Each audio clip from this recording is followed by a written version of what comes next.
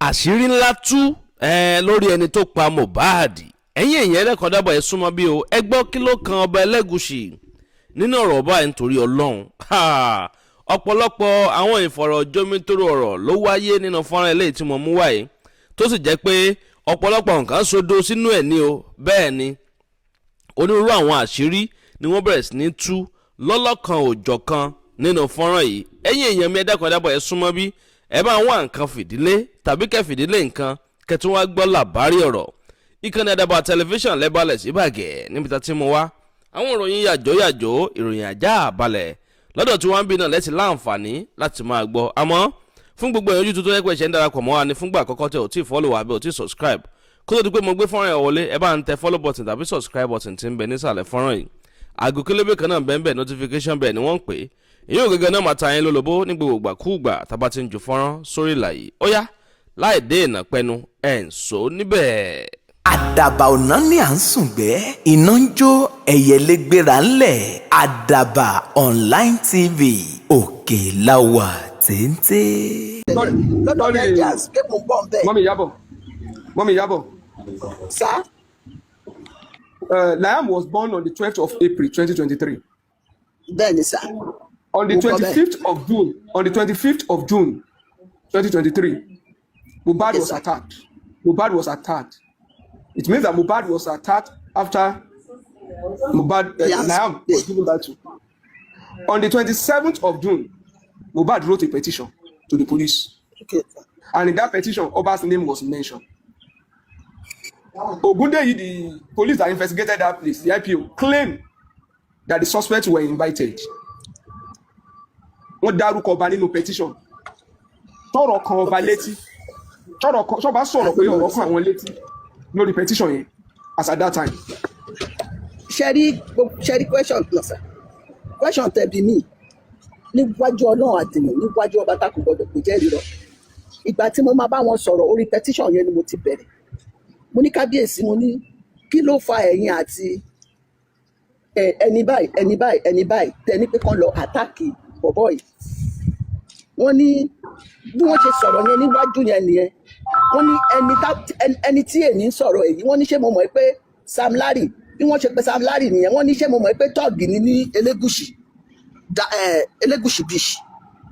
Wọ́n ní Sam Larry pé kò sí ìwà tí kì í wù wọ́n ní ìgbà tí ọmọ yẹn kú pé torí ẹ̀ làwọn ṣe tètè jáde síta táwọn deny yẹn. Mo ní kí ló dé tẹ́ ẹ̀ jáde síta kẹ́ ẹ̀ deny pé ẹ̀ mọ̀ nípa ikú Mohbad. Mo ní kí ló dé tẹ́yìn ò jáde síta kẹ́ ẹ̀ deny ikú Mohbad. Mo ní kálẹ̀yìn ti jáde síta tẹ́ ẹ̀ ti deny ikú Mohbad. Mo ní wíwọ́ tó ń wọ yín báyìí pé ẹ mọ̀ nípa ikú bọ̀bọ̀ yìí wọn ò ní máa wọ yín. Wọ́n àìjáde síta yín ohun gangan lẹ́yìn ṣe ní problem báyìí. Ẹ jáde síta ẹ decline èmi kọ́ ni mo pa Mohbad mi ò mọ nǹkan kan nípa ikú Mohbad. Mo ní àbúrò kan nílùú tí mo wà yìí tí mo bá ti ń sọ̀rọ̀ mo máa ń gbé àbúrò mi yẹn sórí fóònù ó máa ń fetí ara ẹ̀ gbọ́. Èmi tí mo dẹ̀ dúró tí mo ń bá yín sọ̀rọ̀ yìí èmi mo mọ nǹkan tí irú eléyìí tó ṣẹlẹ̀ sí fóònù oríṣiríṣi tó fi máa threatening mi lórí fóònù. Ẹ ti understand tí mo sọ fún yín ṣe rí mo sọ̀rọ̀ kan fún yín sà. Mo ní wípé ìyànba ló kàn mí. Èmi lò jáde pé bóyá wọ́n máa jáde síta wípé àwọn làwọn ni Liam. Kàn pé bàbá Mohbad bẹ́ẹ̀ mi ṣe bá wọn sọ̀rọ̀ nìyẹn. Tó bá ti jẹ́yìn lẹ́ni Liam ẹ jáde síta. Ẹ pé bàbá Mohbad ẹ pé ọba báyìí ẹ pé ọba báyìí ẹ pé ọba báyìí ẹ pé ọba báyìí. Ẹni kan bá yín bẹ bàbá Mohbad. Èmi ni mo ní ọmọ ṣùgbọ́n èmi kọ́ ni mo ní kan pa Mohbad. That was nǹkan tèmi àti wọ́n ń jàlé lórí nìyẹn. Because wọ́n lè ikú Mohbad lè ti ọwọ́ wọn wá èmi ò mọ̀. Mọ́mí Yábọ̀. Àwọn ò ní fẹ́ sọ fún mi pé àwọn làwọn ṣe é. Mọ́mí Yábọ̀. Èmi ò mọ̀. Ẹ jọ̀ọ́ ẹ kìkọ̀ sáré cut in short ọdún ẹ sọ pé ẹ ti máa wá sí live session bóyá. Ẹ ń kó tí nǹkan tí wọ́n sọ fún yín ẹ̀dẹ̀ ń sọ ní eléyìí tẹ́ ẹ mọ̀. Mo dẹ̀ láì bẹ́ẹ̀ ti ṣe ń sọ pé èmi ò mọ̀ mo láìkí bẹ́ẹ̀ ti ra ń sọ yẹn ọlọ́gbọ́n ló máa ń sọ̀rọ̀ bẹ́ẹ̀ ti ń sọ̀rọ̀ yìí òmùgọ̀ òun ló máa gbé ara rẹ̀ síwájú lájú rẹ̀ sínú ọ̀rọ̀ wípé ó dá mi lójú ojú òun ni mo fọlọ́run búra mo fèsì búra bọ́bẹ́ ṣe rárá mú ọ̀rọ̀ yìí mo láì bẹ́ ṣe rárá mu ọlọ́run á wà pẹ̀lú yín bọ́ mo fẹ́ kẹ́ sọ fún yín pé. Olabisi, come back o, they can flag you down. Please ẹ máa tàpọ̀ wọ́n ní pé igbá sọnù ẹnìkan nípò ń kọ àmì sí igbá lára ṣebí tá bá rí gbá òun la máa rí àmì tí wọ́n kọ sí lára. bẹ́ẹ̀ ni tẹ́ ẹ rí ọba ń pa irọ́ ó pa irọ́ gidi ẹ má kí n pè yín kò dẹ̀ jọ wá lójú tẹ́ ẹ rí àwọn ọba most of ọba tó wà Nàìjíríà lónìí irú mọ̀lẹ̀ kan ló ń yàn wọ́n politics ni wọ́n fi ń yàn wọ́n àti nǹkan tí wọ́n ti jọ bára wọn ṣe ọ̀rẹ́ ni wọ́n fi ń yan ọba báyìí má kàn lọ decide ní yàrá wọn ni pé ẹ ká fi bọ̀bọ̀ ìjọba jàre bọ̀bọ̀ ìlówó lọ́wọ́ ẹ ká fi jọba ó máa bá a ṣe iṣẹ́ àwọn kan báyìí a máa lè máa pọ̀ ẹ̀ wọ́n máa ń yan àwọn ọba nìyẹn tó àwọn ọba ti di ẹ̀yẹ́ ní ilẹ̀ Yorùbá láyé ìgbà tó máa ń pe okùn adé ẹgbàkejì òrìṣà láyé àwọn baba ńlá yẹn tó bá gbọ́ orúkọ ọba àwọn máa ń gbọ̀n jìnnìjìnnì ni nítorí ó ní àṣẹ ó lágbára tó máa ń tẹ̀lé àwọn ọba kiri bọ́ ní ìsìn yìí ọba ti di man made ó ti di political appointment wọ́n ń gba ọ̀pá lọ́wọ́ àwọn kan wọ́n ń fún àwọn kan ní ọ̀pá. àgbéyọ̀mọ̀ network on flag ẹ̀ àwọn èèyàn wá sókè mọ́. ọlọ́wọ́ so I understand nǹkan tó ṣẹlẹ̀ nìyẹn imagine ọba ló lọ ń bọ́ pátákà kiri ló ń bẹ́ nìkan sùn ló ń bá aṣẹ́wó sùn àtẹlẹ́ tó ti di aṣẹ́wó sí gbogbo tó di transformer Lẹ́kì ọba fi odidi gun wá sílẹ̀ no kọ́sì kò screen ọmọ kò ṣe anything ó dẹ̀ lọ ń bá sùn irú ọba tí eléyìí sọ̀rọ̀ èyí tó jẹ́ nìyẹn ọba yẹn pa ẹ̀rọ ó gbé ẹ̀rọ dání mọ́dàbí àbọ̀ ó gbé ẹ̀rọ gidi dání lọ́wọ́ wà please mute kò dẹ̀ nàtàn fún yín mí ipò tí mo pàwọn yẹn ti káwọn wípé ìkẹ́kẹ́ wà láàrin wọn àti ẹ̀rọ ṣe rí ọpẹ́lọpẹ́ petition tí Mubad kọ yẹn Ọlọ́run ló kó sínú bọ̀bọ̀ yẹn tó fi lọ kọ petition yẹn gbà yẹn ọpẹ́lọpẹ́ pé àwọn kan dẹ̀ ju petition yẹn jáde if not ni kò sẹ́nibọ̀dì tó máa gbọ́ wípé ẹni tí ń pa ọba Sam Larry àti Mubad pọ̀ tí n bá ṣe ọpẹ́lọpẹ́ petition tí wọ́n gbé jáde yẹn Ọlọ́run tó dẹ̀ tú àṣírí àfẹ́yí pẹ́ran òun ló fà tó fi lọ gbé petition yẹn jáde dáa tó máa ń sọ pé téèyàn bá ń hùwà ìkà tó bá ní pé kò sẹ́nibọ̀dì tó rí kó máa rántí ọba Adákẹ́dẹ́jọ́ tó ń wò ó òtafàsókè tó yíde borí bó bá yóò tọ̀hún wù ẹ́ ọ̀tafàsókè oníwíwò àwọn ọba yẹn wọ́n ti yíde borí wọn bùrọ̀ nígbà jù kó wọn bọ̀tẹ́ ní Ọlọ́run tó máa tú wọn láṣìírí òun ló ju petition yẹn jáde ṣé rí ọba tó wá sọ wípé lóòótọ́ mo bá wù mí sùn ìgbẹ́ mi kọ́ ni mo lọ mọ́ kò nà tán fún yín ni o ẹni tó bá yàn sùn ó lè ní ọmọ. General vengeance ṣé àmọ́ pé mo sọ fún yín èmi àti yín lè jọ wà nínú ilé nìsín ṣó ti yé yín kẹ́mi àti yín jọ máa sọ̀rọ̀ n tí n bá fẹ́ kẹ́ ẹ mọ̀ lẹ́ máa mọ̀ n tí n bá fẹ́ kẹ́ ẹ mọ̀ ẹ ní mọ̀ mo lè nà tán fún yín kó jẹ́ pé irọ́ ni mò ń pa lọ́kàn mi of course ẹ̀yin ò dẹ̀ nímọ̀ pé irọ́ ni mò ń pa fún yín so lórí pé bóyá wọ́n sọ wípé bóyá snitch ni mí mo wá snitch mi wá snitch for anybody. Madam Yabo ẹjọ mi sọ pé wá snitch omi tẹlẹ no like bí pé wọ́n ṣe ń sọ pé ẹ̀ ń ṣe ni mo wá snitch àwọn máa ń rí mi káàkiri lórí platform I'm not a snitch for anybody. mo ti sọ̀rọ̀ yìí tẹ́lẹ̀ tẹ́lẹ̀. I'm standing for justice of Mubad. I'm from Ekiti. Calm down. Ọmọọba délé mi ọmọọba èmi ò snitch for anybody. Madam Yabo calm down. I stand with Joseph Olúwabámiwò Alọ́ba and I stand for justice. Calm down. Èmi mú báyìí sọ̀rọ̀ mi ìdẹ́sọ̀ pé snitch and you are not a snitch and I will never call you a snitch because I know you are not one. But nǹkan tí mo ń sọ fún yín ni pé ṣe rí ọba yẹn ọwọ́ ẹ̀ wà nínú J4M yìí. Ẹ bá dẹ̀ rí pé ọ̀rọ̀ J4M yìí ó lè dandan. Àwọn tó wà comment section they can be saying anything about you, Madam Yabo. Ìyẹn ọkọ mi èmi ò wò ní ètí ẹ̀ wò èmi ò wò. Ṣé mo pé tẹ bá rántí pé lórí ọ̀rọ̀ lórí QH rodo mo pè wọlé níbẹ̀ kí lẹ fẹ́ ká ṣe ó dẹ̀ sọ̀rọ̀ kan fún mi ó lóun kọ́ lòun ní ọmọ ó ní ṣùgbọ́n a kò lè yí àwọn ènìyàn ó nítorí òun bá wùn mí sùn ó ní ṣùgbọ́n òun kọ́ lòun ní mo ní ọmọ ṣùgbọ́n èmi kọ́ ni mo ní kan pa Mubad èmi ni mo ní ọmọ kí lẹ fẹ́ ká ṣe ó dẹ̀ sọ̀rọ̀ kan fún mi ó lóun kọ́ lòun ní ọmọ ó ní ṣùgbọ́n a kò lè yí àwọn ènìyàn ó nítorí òun bá wùn mí sùn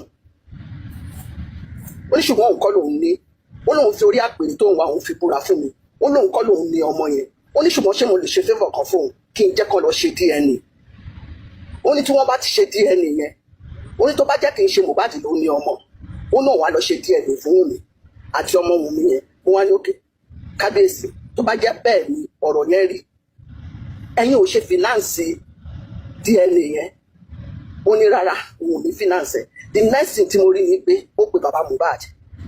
Èmi wá rò bí pé pípé tó pe bàbá Mubad ni pé wọ́n pe bàbá Mubad sí police station. Èmi rò bọ́rọ̀ yẹn ló fẹ́ lọ sọ níbẹ̀.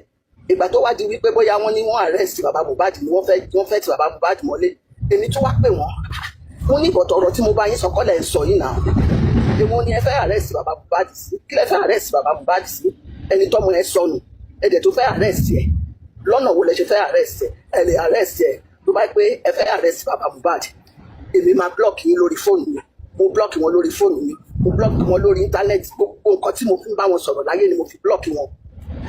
Mo dẹ̀ wá dúró níwájú Ọlọ́run láti 2023 tí ọ̀rọ̀ yẹn ti ń gbóná tó ti ń gbóná tí mo bá Saheed Elegushi sọ̀rọ̀ kí n pasán láyé láti 2023 èmi ni mo sọ̀rọ̀ tí wọ́n fi gbé Arífá, èmi ni mo bá bàbá yẹn sọ̀rọ̀.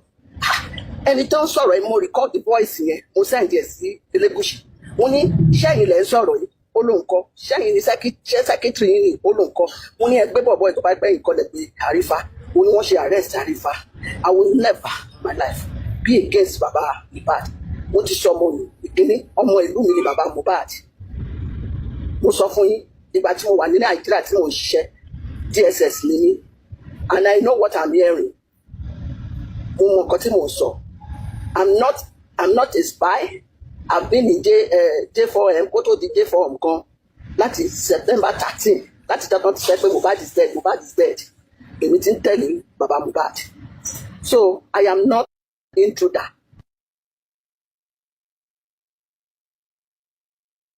Kò sí owó tó máa ní kọ́ńdá fún baba Mubad lórí kìíní tí mi ò kí ń dá. I don't belong to kí náà ti ń pè antagonist ni baba Mubad. I'm for justice. And justice I stand. And justice Alutani continue. Victoria Masate. I'm not against anybody. I'm not against anybody. No justice for Mubad. I'm not against anything. So mo fi títóbi Ọlọ́run ọba bẹ̀yìn. Gbogbo bí tẹ́ bá ti rí mi àti ètì. Ẹ má fọkàn sí wípé I'm an intruder. Mọ́mí Ìyábọ̀ mo understand nǹkan tẹ́ I'm not an intruder. Lọ́dọ̀ Nigerians ké mo bọ̀ ń bẹ̀. Mommy Yabo. Sir? Liam was born on the 12th of April 2023. Bẹ́ẹ̀ni sir. On the 25th of June 2023, Mubad was attacked. Mubad was attacked. It means that Mubad was attacked after Liam was given birth to. On the 27th of June, Mubad wrote a petition to the police. Okay. And in that petition, Oba's name was mentioned.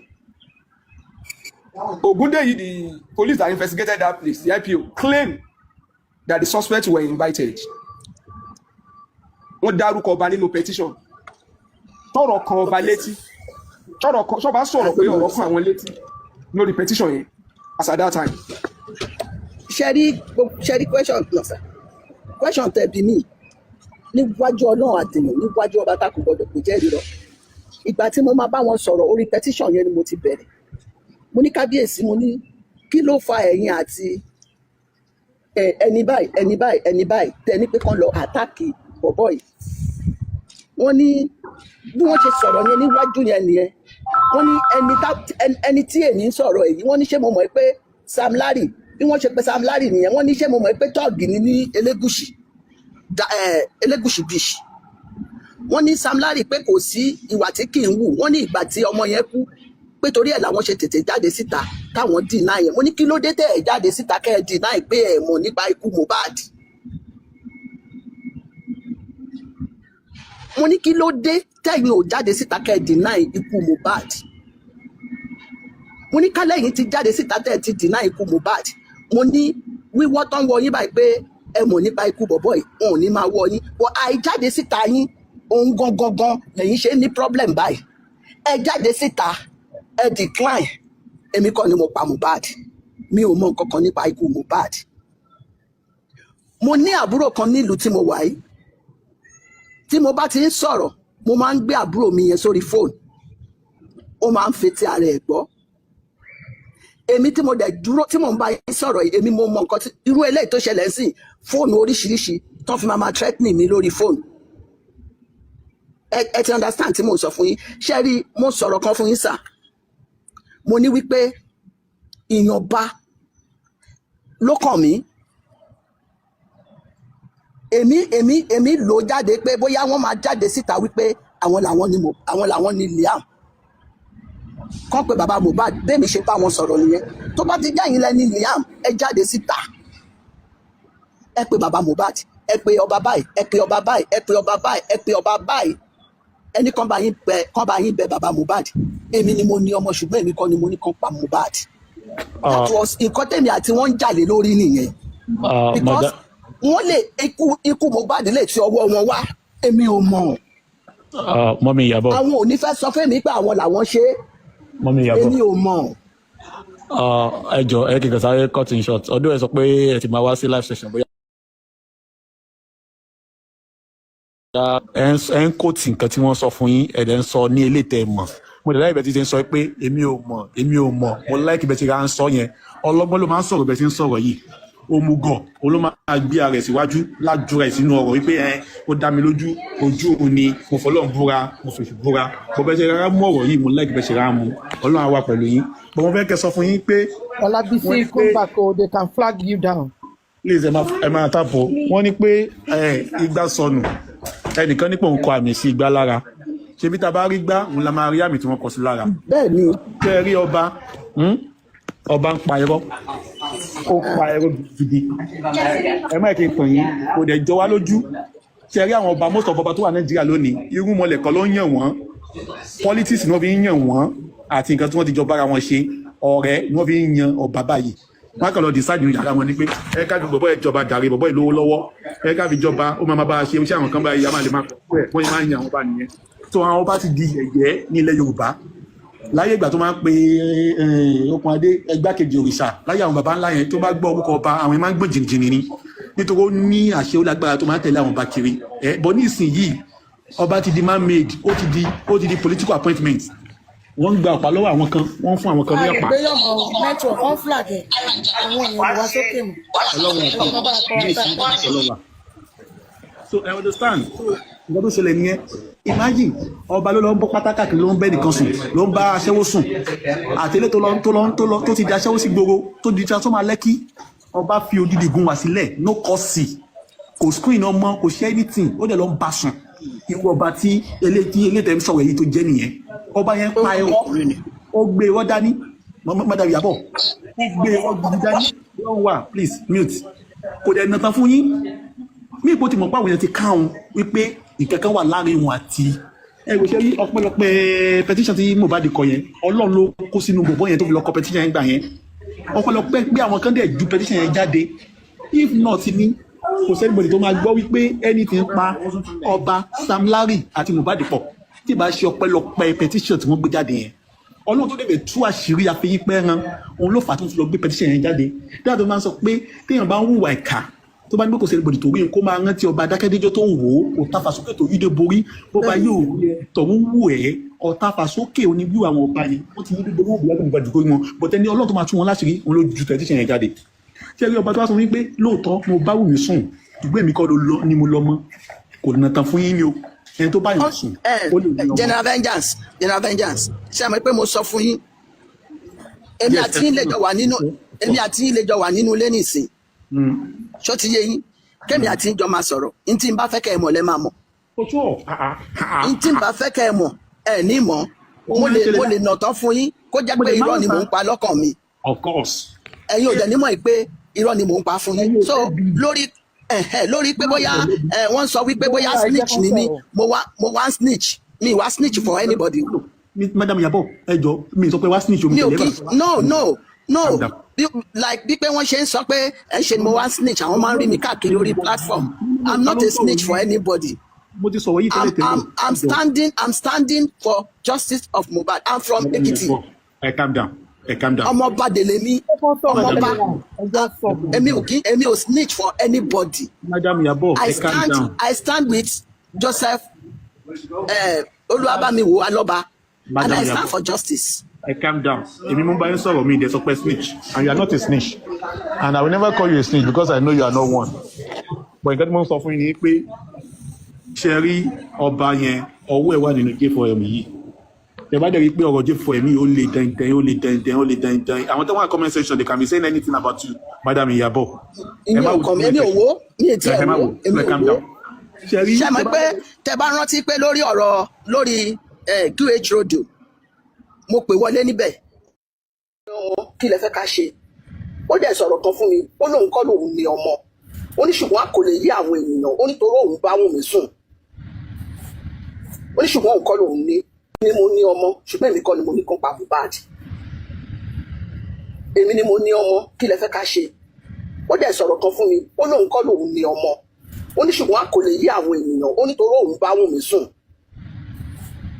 ó ní ṣùgbọ́n òun kọ́ lòun ní ó lóun fi orí àpèrè tó ń wá òun fi búra fún mi ó lóun kọ́ lòun ní ọmọ yẹn ó ní ṣùgbọ́n ṣé mo lè ṣe favour kan fún òun kí n jẹ́ kàn lọ ṣe DNA ó ní tí wọ́n bá ti ṣe DNA yẹn ó ní tó bá jẹ́ kí n ṣe Mubad ló ní ọmọ ó náà wá lọ ṣe DNA fún mi àti ọmọ òun mi yẹn mo wá ní òkè kábíyèsí tó bá jẹ́ bẹ́ẹ̀ ni ọ̀rọ̀ yẹn rí ẹ̀yin ò ṣe fínáǹsì DNA yẹn ó ní rárá òun ò ní fínáǹsì the next thing tí mo rí ni pé ó pe bàbá Mubad èmi wá rò bí pé pípé tó pe bàbá Mubad ni pé wọ́n pe bàbá Mubad sí police station èmi rò pọ̀ ọ̀rọ̀ yẹn ló fẹ́ lọ sọ níbẹ̀ ìgbà tó wá di wípé bóyá wọ́n ní wọ́n arrest bàbá Mubad ni wọ́n fẹ́ ti bàbá Mubad mọ́lé èmi tún wá pè wọ́n mo ní ìbọ̀tọ̀ ọ̀rọ̀ tí mo bá yín sọ kọ́lẹ̀ ń sọ yìí náà èmo ni ẹ fẹ́ arrest bàbá Mubad sí kí lẹ fẹ́ arrest bàbá Mubad sí ẹni tọ́mọ ẹ sọnù ẹ̀dẹ̀ tó fẹ́ arrest ẹ lọ́nà wo lẹ ṣe fẹ́ arrest ẹ lè arrest ẹ tó bá pé ẹ fẹ́ arrest bàbá Mubad èmi máa block yín lórí fóònù mi mo block wọn lórí fóònù mi mo block wọn lórí íńtánẹ́ẹ̀tì gbogbo nǹkan tí mo fi ń bá wọn sọ̀rọ̀ láyé ni mo fi block wọn mo dẹ̀ wá dúró níwájú Ọlọ́run láti 2023 tí ọ̀rọ̀ yẹn ti ń gbóná tí mo bá Asiri Elegushi sọ̀rọ̀ kí n pasán láyé láti 2023 èmi ni mo sọ̀rọ̀ tí wọ́n fi gbé arífá èmi ni mo bá bàbá yẹn sọ̀rọ̀ ẹni tó ń sọ̀rọ̀ yẹn mo record the voice yẹn mo send ẹ̀ sí Elegushi mo ní sẹ́yìn lẹ́ ń sọ̀rọ̀ yìí ó lóun kọ́ sẹ́yìn ní secretary yìí ni ó lóun kọ́ mo ní ẹgbẹ́ bọ̀bọ̀ ìtọ́ ẹgbẹ́ ìkọlẹ̀ pé arífá mo ní wọ́n ṣe arrest arífá I will never in my life be against baba Mubad mo ti sọ ọmọ mi ìkíní ọmọ ìlú mi ni baba Mubad mo sọ fún yín ìgbà tí mo wà ní Nàìjíríà tí mo ń ṣiṣẹ́ DSS ni mí and I know what I'm hearing mo mọ nǹkan tí mo ń sọ I'm not a spy I've been in J4M kó tó di J4M gan láti September 13 láti tẹ́tọ́ ti sẹ́ pé Mubad is dead èmi ti ń tẹ̀lé baba Mubad so I am not intruder.